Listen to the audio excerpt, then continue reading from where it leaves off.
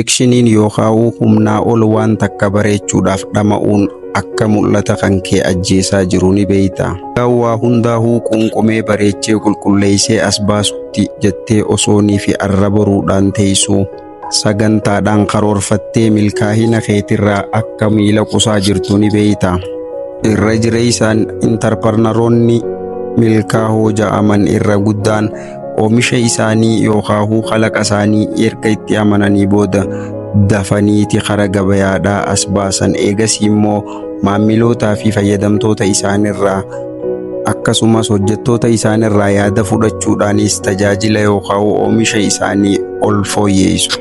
Yaadadhu yeroo maraahuu waan takka eegaluun perfeekshinii akka caalu. Shinoostonni warra sagantaadhaan taa'ee arraboruudhaan baahina akkasumas dagaagina dhugaatirraa miila qusaa jiru ta'uu isaanii quba qabda.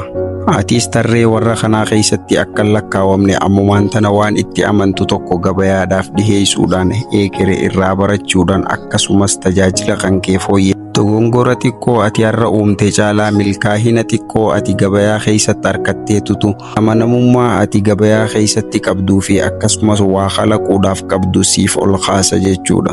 Mee gaaffiiwwan armaan gadiitiis ammumaan tanaaf gaafadhu.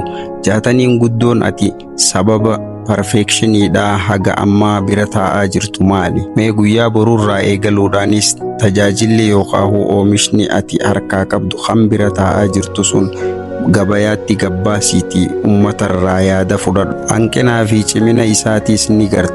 Haala kanaan yeroo gabaabaa keessatti tajaajilaa fi oomisha kan kee fooyyeessuudhaan gabayaadhaa wajjin kan wal madaalu godhuu dandeessa jechuudha.